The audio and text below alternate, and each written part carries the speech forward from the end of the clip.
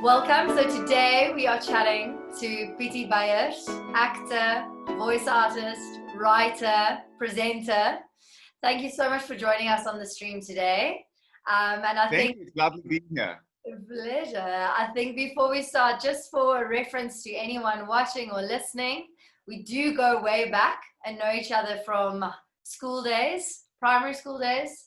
And so Yeah. I'm really excited to chat to you today. I think mainly this is probably the most intrigued I've been before an interview. I think I often, cliche as it is, say very excited to chat to someone, but for you on this topic, I'm very intrigued because I find acting in your career a very intimidating career for me. So I'm very intrigued to hear your story, to hear how you've got into where you're at, and to sort of discuss a bit more. Cool. I'm so excited to be here. Thank you, Marisa. Thank you for having me.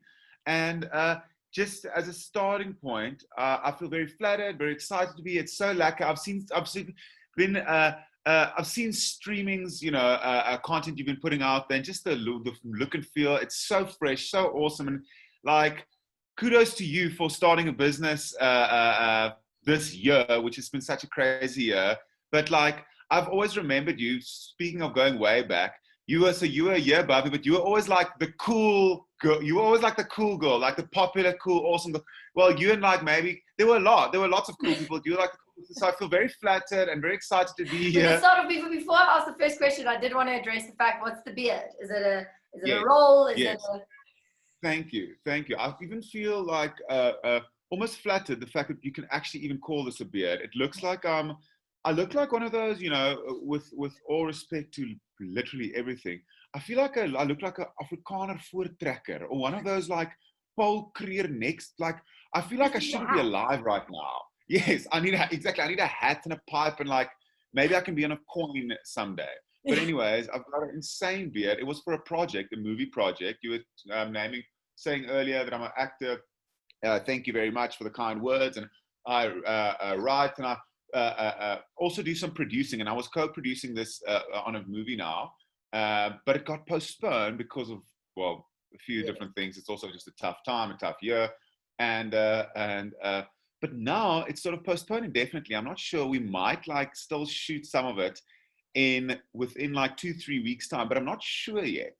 So I don't want to. I've grown it for so long. If I shave it off now, I have to go through it again and look like a caveman, like Tom Hanks from Castaway, for another 5 months. So I'm kind of like just hanging on to it.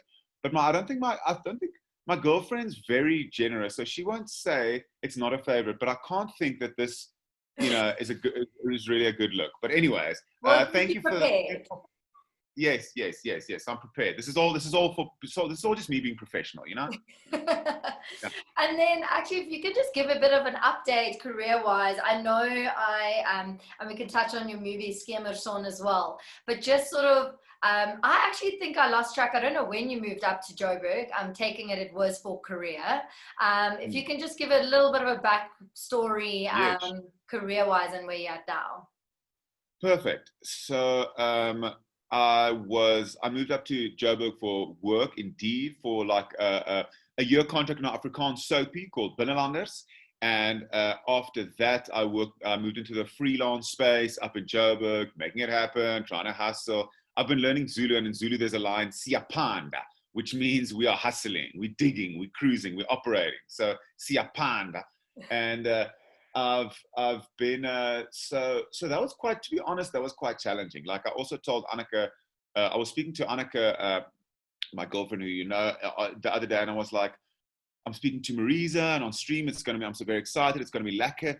And I told her that like it's cool that you mentioned that we can also speak about not all that is like rose colored, like also the challenges, because to be honest, it's also been challenging. Like moving from my comfort zone in Cape Town, that was quite like a safe haven in certain ways because there's family, there's someone to fall back on. And I'm not saying that like, if things go horribly south, there's no support structure because I'm in Joburg. But I really felt like coming to Joburg is quite a bit of even if it's not like the UK or whatever, it just was a bit of like, I suppose it sounds very cliche, but like becoming my own adult or man or whatever, just go that kind of thing.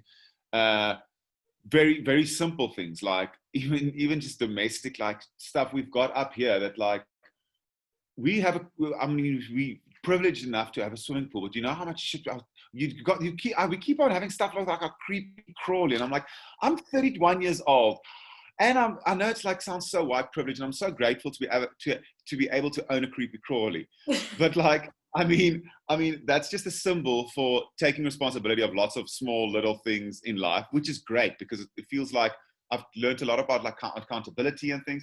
Ever since I was in the freelance space, I wrote and co-produced a movie that sort of was born or originated from my own like struggles with mental health, which was also largely influenced by me going from a safe job environment to suddenly going freelance to having like times of not working, and that sort of insecurity and I don't know, just getting too much in your head kind of thing, that sort of led to a path of me walking quite a path with anxiety, OCD more specifically, and I'm not trying to like be like, you know, OCD, this, whatever, like trying to mental health name drop. Ooh, I'm so misunderstood. I wish it was like that. But and then I think things also have its flips. You know, it's flip sides. Like I was anxious in my personal life. I mean, in my mind, I just was just in an anxious space, but then I kind of tried to turn some of that into fuel as well. It wasn't all just like work insecurity at all. It was more like just a personal mental space. But then I was like, wow, might as well put one foot in front of the other. Maybe that can help. And then, so the movie you mentioned, Skemerson, that's actually on Showmax right now. Plug, punt, smoke it, watch that shit if you want to. If you want to feel, I don't know, if you want to go on a deep. Yeah, just on that note, I watched it on Showmax, and it's we can talk a bit. Okay, we're gonna get there. We're gonna get there, and you don't have to feel obligated to say yes, because you can say, "Can I?" Sorry if I say shit or something, but you can. But you more than I'm over the point of having a thin skin with that. You know, you get like quite. I've started to embrace that I'm a sensitive individual. So if I'm busy with a project, like let's say you're busy with Stream now, right? And you're busy with it, and you're investing your time and your heart and your spirit and whatever into it. And Skemerson was similar for me. I mean, it wasn't like an ongoing big project like Stream. It was a once-off movie, but it was big for me at that time. And I put so much into it. So if someone told me something that wasn't so great about it, I would probably go and like cry in the corner for like 2 years. But now I'm like, I don't know, I've distanced myself, I've moved on, so whatever. But anyway, so I've been acting, I've been doing lots of radio work. Like tomorrow I'm doing this.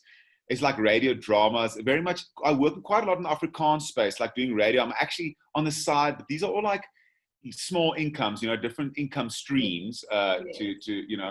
And the other one is I'm dubbing a Turkish series that's coming to South Africa in Afrikaans. I was playing like this. Anyway, I'll get to that, which is quite fun. Which is like small. They're not. I won't say 2020 has been the financial highlight of my life, but I've realized also that, and you might relate to this, but I mean, you've been highly successful, at least in my eyes.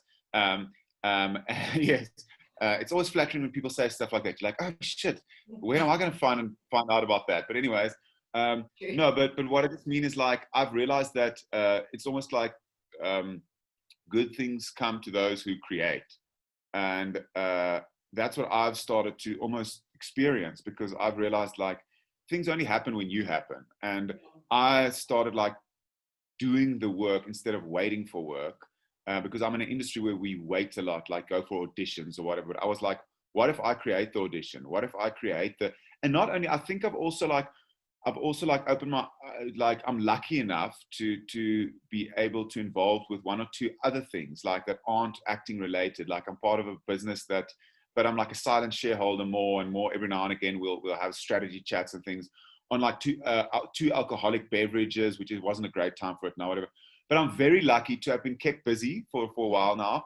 And I'm very ambitious and very passionate, because as well, it's also like to be honest, it's also a coping mechanism against myself. If I've got too much time, I start thinking about like I don't know, what happens after we die or stuff like Yeah. that. You know what I mean? Like I've started freaking out about all kind of existential shit. So I'd rather just, while we're in this world, see a panda. You know what I'm saying? I love that. Sorry, that was a mouthful. Yeah, Yeah, no, that's good though. But I feel like there's so much that I wanted to touch on just in go for it. that. And Cancerians, I know, like I am super sensitive. And just back to that topic, yesterday I was working on like project work, and I don't know if it was a mistake but I was very interested in getting feedback and critique, and I was ready for it. And I sent it out to like close mates and to family, and it just got ripped, especially my family, the Italian family. But it's like, they're supportive, they're trying to help me, but they're like, no, not this word, not that, not this, not that I actually felt depleted. And I went to bed, and like Rocco was just telling me, he's like, don't worry, like super supportive, and he's like very gentle in knowing how to treat this Cancerian. So Yes. I woke up just exhausted, and like it almost like demotivated, but I know it's happened in the past, and with time you actually build this sort of resistance to it.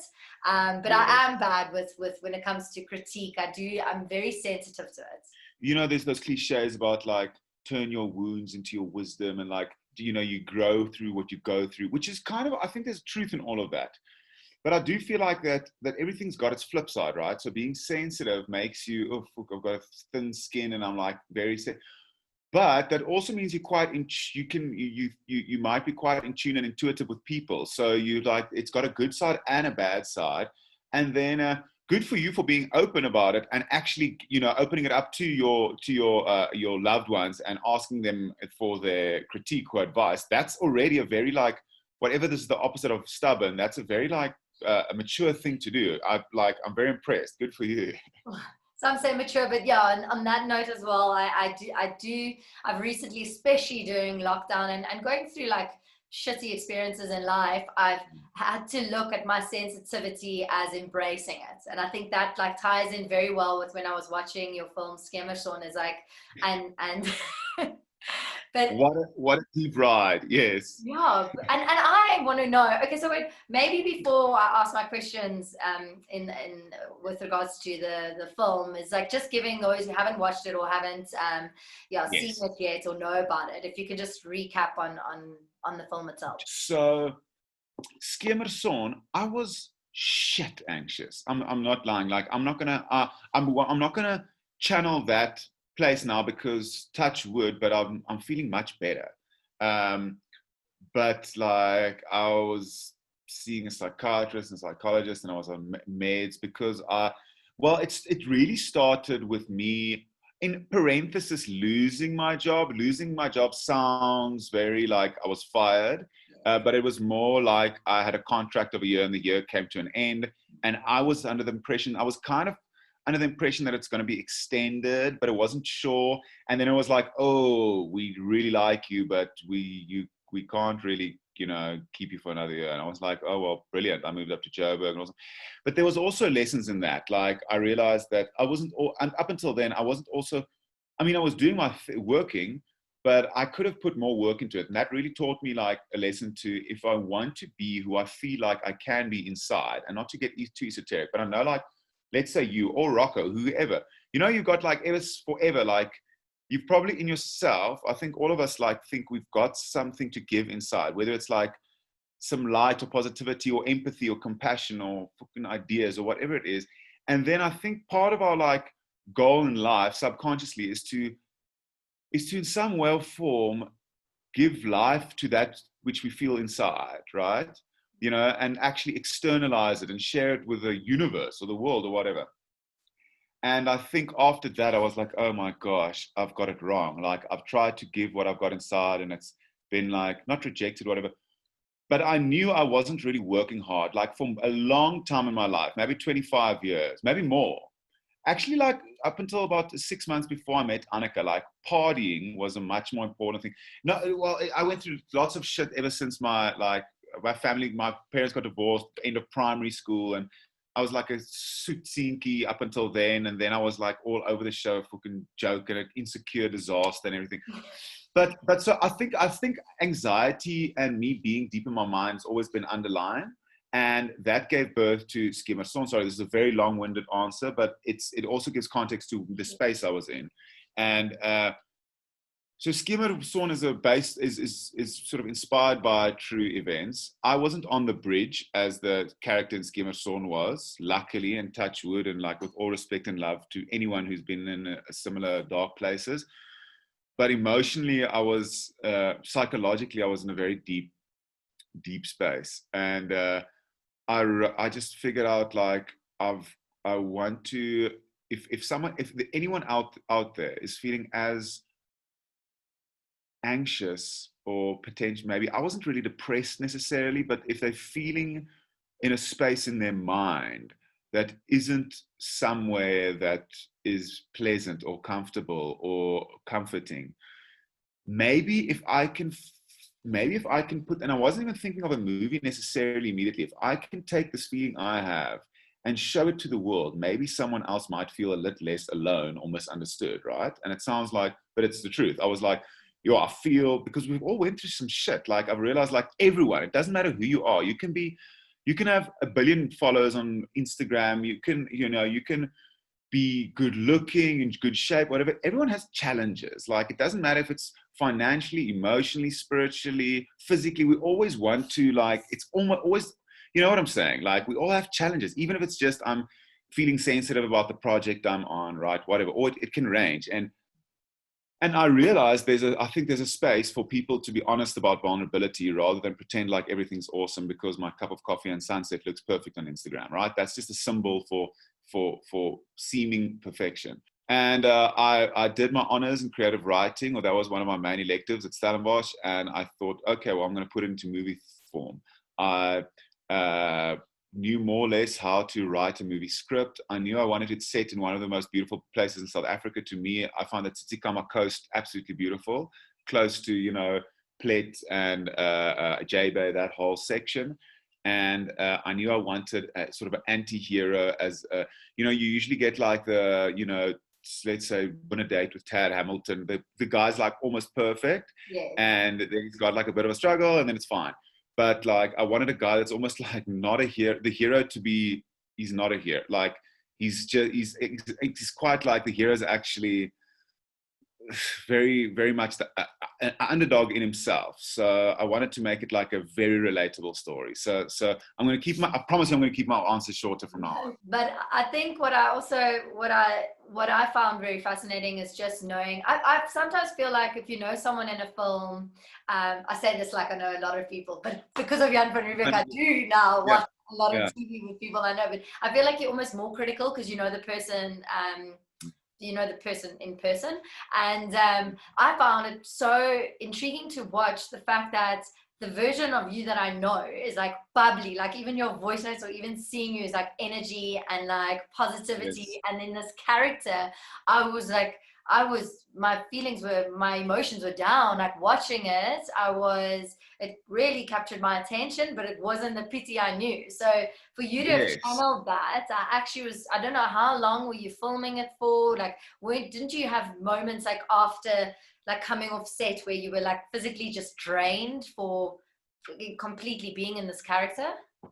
So that's a great question. And I think the reason, and thank you, I think that if there's an authenticity or a truthfulness that came through for the character, it was probably because I was in a similar space before that. So I could really, it's almost that thing about like, it sounds so cliche, and there's no disrespect to acting, but I've just become, I see myself as a human being before I see myself as like put myself in the box of an actor or this, that. But I think there's this thing in acting, and I absolutely respect it, like of being versus acting or showing or pretending.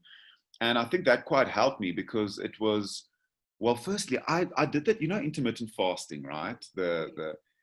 Marisa, I lost 14 kilograms with intermittent fasting in like 10 weeks, but I did it so aggressively but I had such a burning desire to prove myself, largely to myself, to do this movie, to show whatever the imaginary people in my mind that let me go at the soapy I was, whatever, to just like show like whoever. It's largely what ourselves are our own biggest critics, so it was probably myself, but I was like, I want to do this thing, and I do want to do this thing proper. Like I've never made a movie before. I'm going to go full on.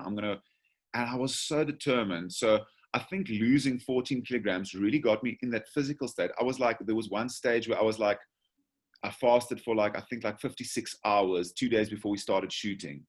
And because I knew there was going to be like a shirtless scene. And I was in this, because it starts with this like drone shot of over this pool that's shot in Eersterrivier, just next to Nature's Valley. And the water was so fucking cold and I was so thin. Like I usually weigh 84, 85 around there. And I was weighing that morning. I woke up and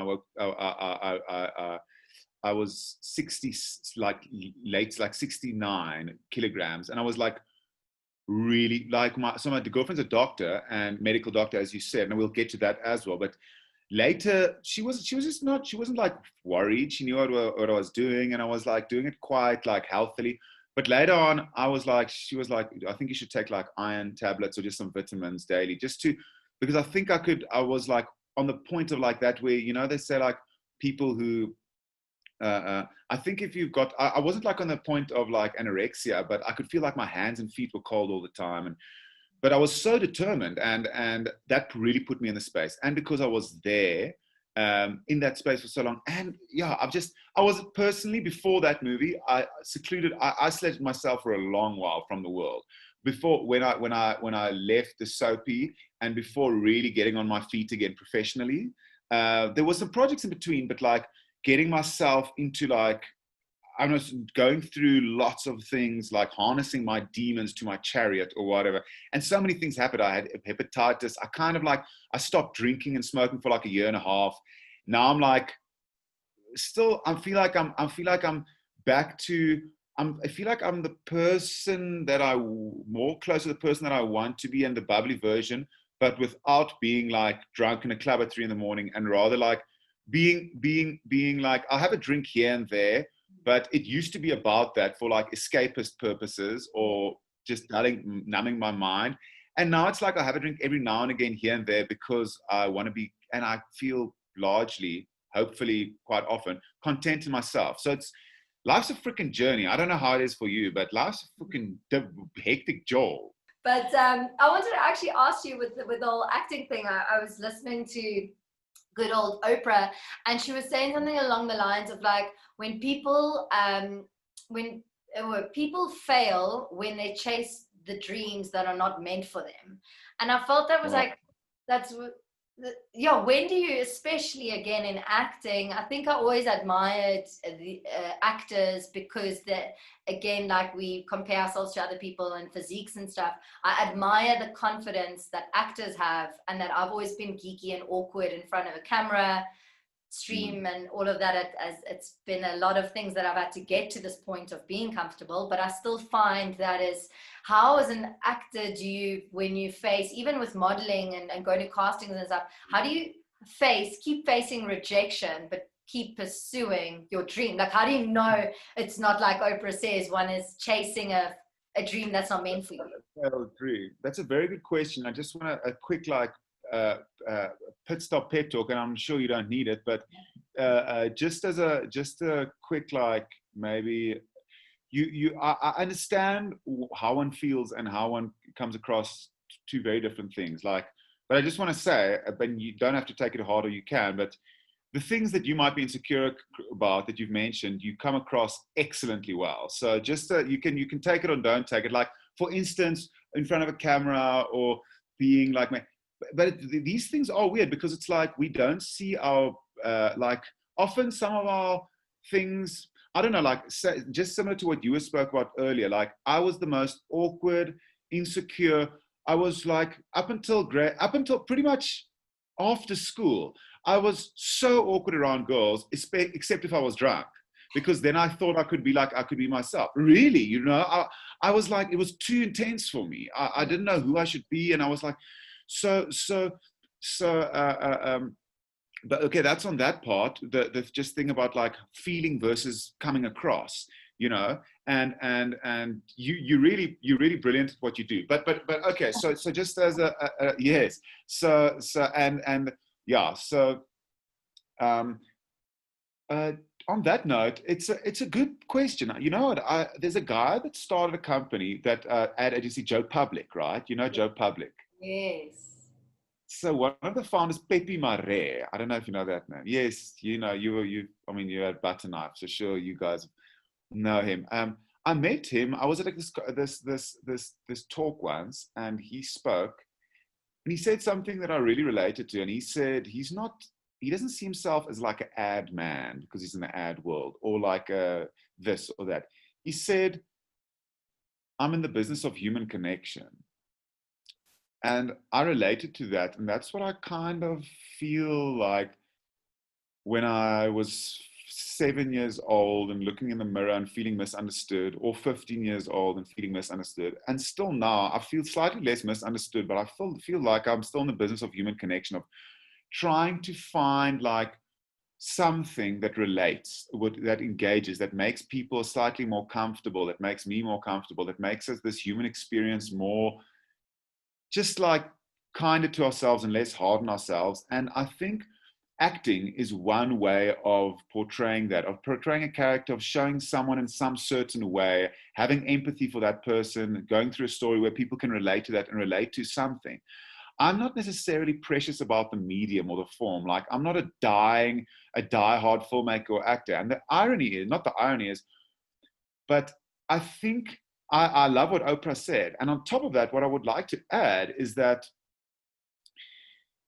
if you can start, for me, one of the biggest growth points in my career or just my personal development or whatever I do right now, like we've started a podcast, a friend of myself, he's a lawyer, so in completely different fields, but I've realized that maybe you can relate. I've realized that like the less it's about the ego for me and the more about like actual meaning, the more it translates. And the thing, when I've tried to like, I'm going to act this thing because I'm going to be famous and people are going to think I'm cool. If that's the departure point, it often lands in the place where dreams die, like Oprah said. But when I have a story that I really want to tell, or I have whether it's a podcast, whether it's a radio thing, whether it's a movie, whether I'm working on, speaking to my friends about that alcohol thing, when it feels real and believable and feels like it can honor and be of service to someone else, and it's not about me, then ironically enough, it comes back to me in a better, more beautiful way. So acting is just one form of that.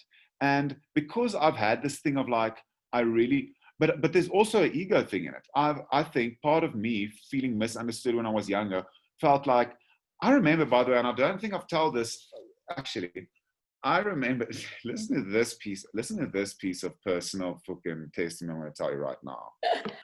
I don't know if I've actually said this in words to anyone, because I haven't thought about it like this like just loudly. It's not like a secret. It's just something I've come to realize now recently.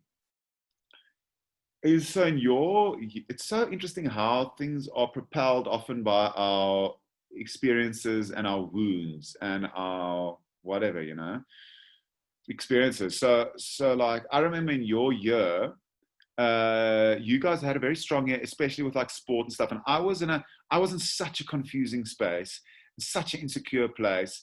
And I kind of was looking for my identity, and I kind of found it by alienating trying to differentiate myself and like I'm this punk rocker and like trying to be a rebel and whatever. But I was a horrible rebel. I didn't even succeed at doing that. But like, and I remember like us like, and I'm the biggest sports fan. It was so stupid, but I was like, yo, the rugby jocks, whatever. Meanwhile, I love sports, and I just want to be friends with all of them. And I was just like trying to think I'm cool, because then I don't actually have to reveal who I really am, because I don't know who that is, right? It was like this whole insecure thing.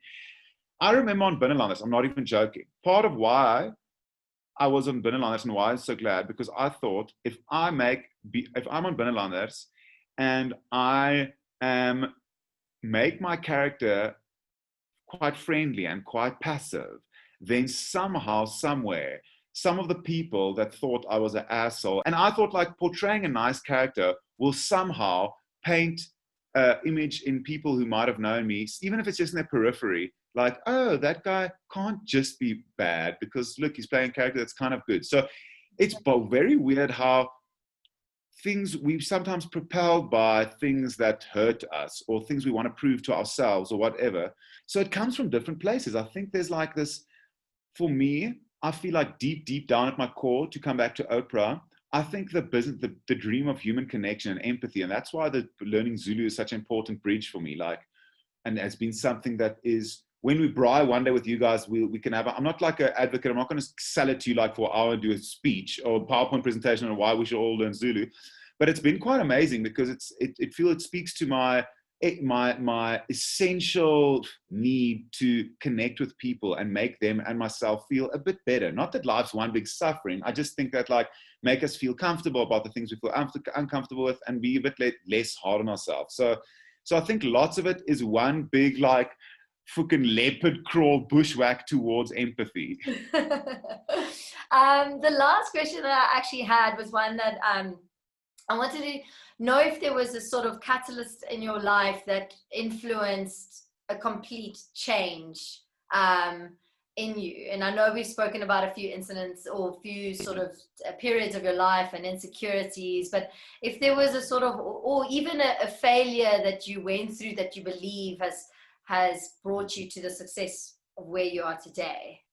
Yo, Marisa, that's a very good question. I remember even when I studied drama at Stellenbosch, there was a director called Martinez Passon, and he once asked us in a class what was like seminal, like pivotal, or I don't think I understood the word when he said it. I was just like nodding, trying to look impressed, or like as though he knew it. He said like this word, what was your seminal moment in your life? And I was like, what does that mean? And he was just like, so what was one of the moments? Are there moments that define your, exactly as you saw it, like where did you pivot or whatever, you know?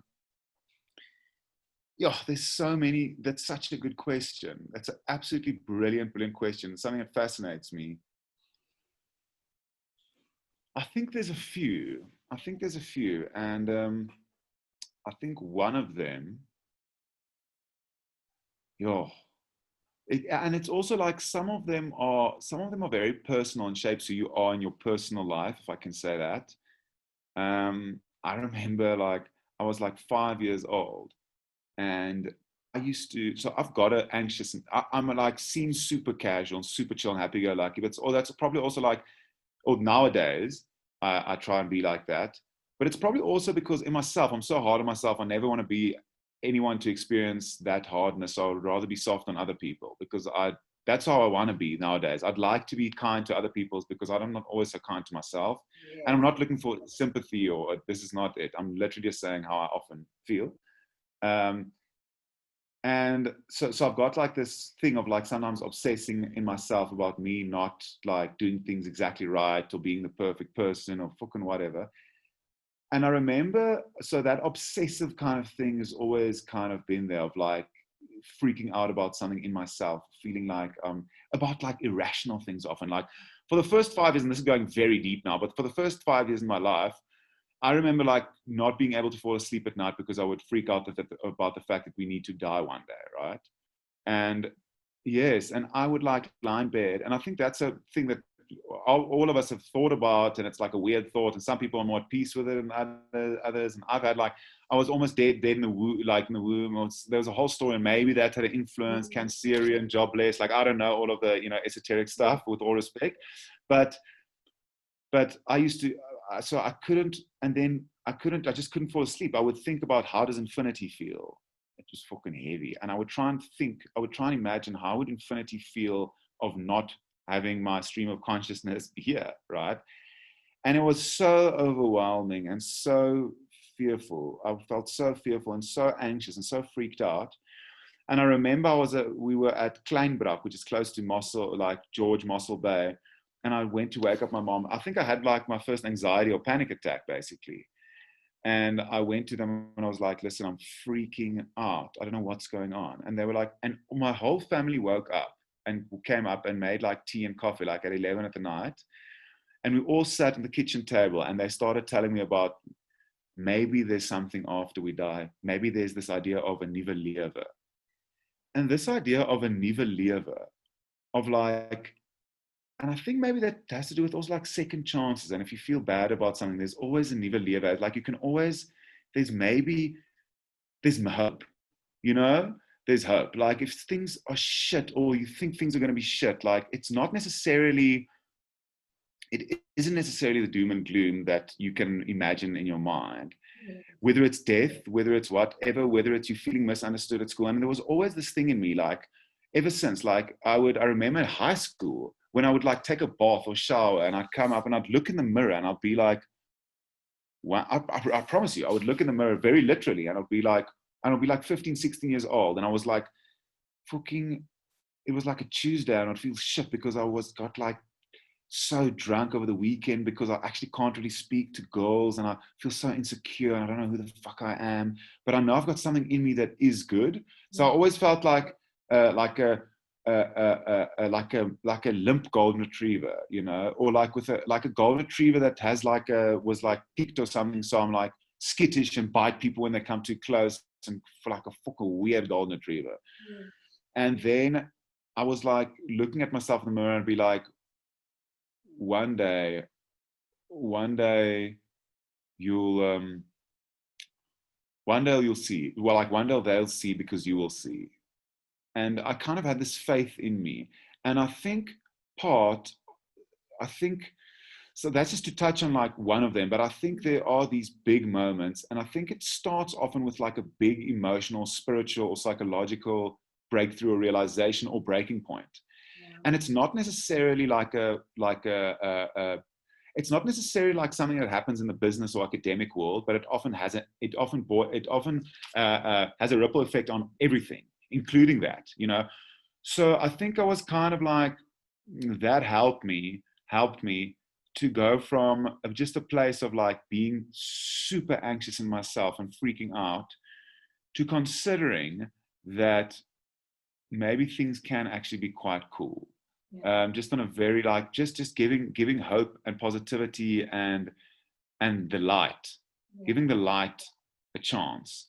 And ever since I've went through so much things, and then always it's been like even at the breaking point, there's like, I think it's like Leonard Cohen said, like we all are broken, the cracks are where the light gets in, or something like that.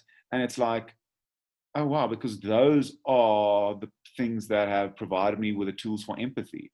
You know, you often, I used to think that like what makes you impressive makes you cool, but to me it's more like what makes you real makes you relatable, and that for me has become more meaningful. So I think it's to answer your question, on a professional level, everything I do professionally I think has come from a deep sense of sort of on a spiritual, emotional level, wanting to comfort myself and others. Yeah, it's so very deep.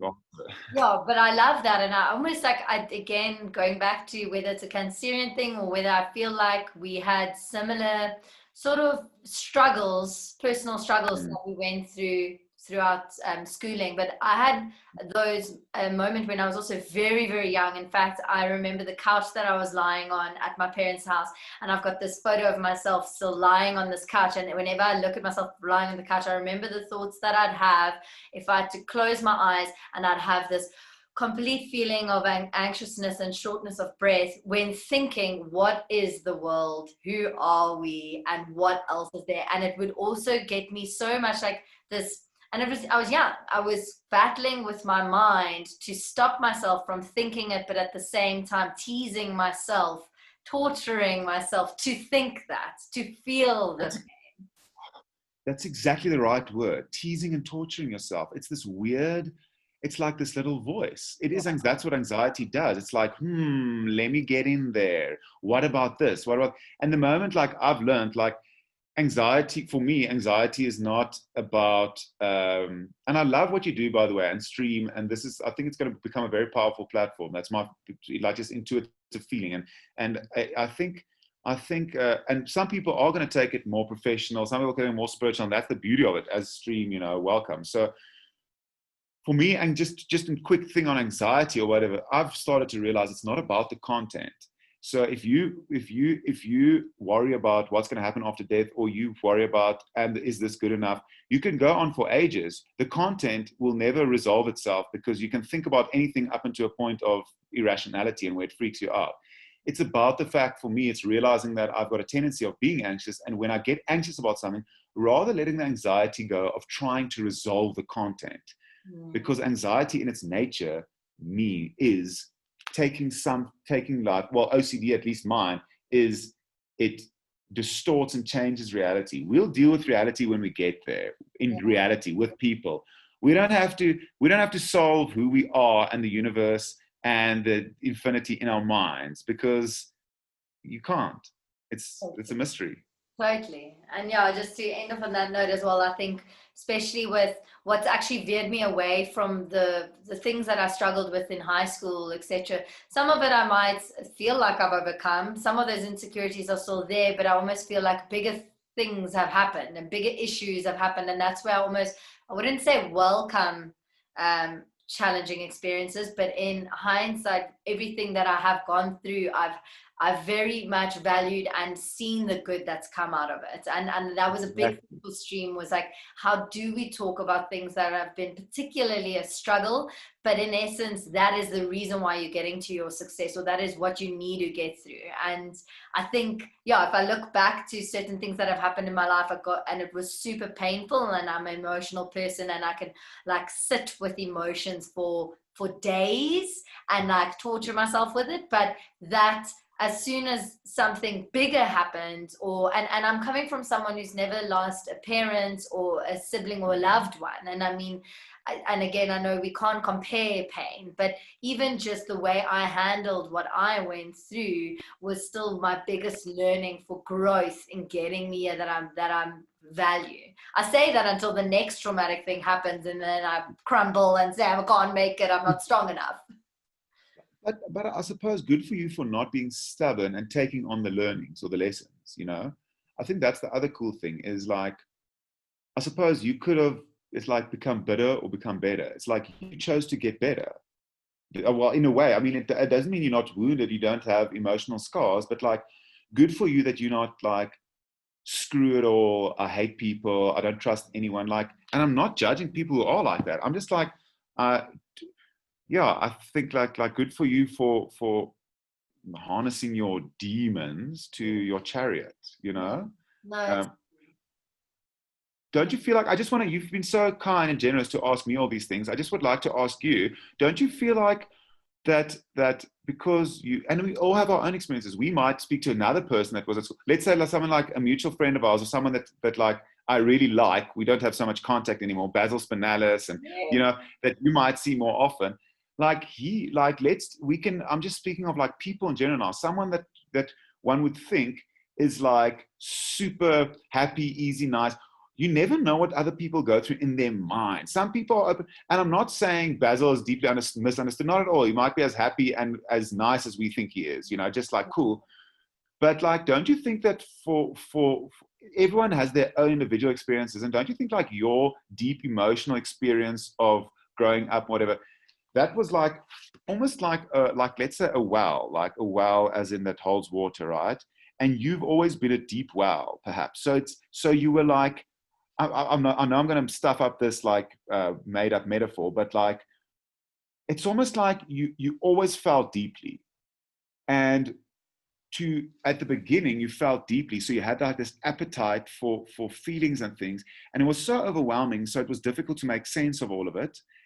And then, so it wasn't like you attracted pain, but it was always like you had this craving of feeling deeply and intensely, because you've got this emotional well and like almost like empathy.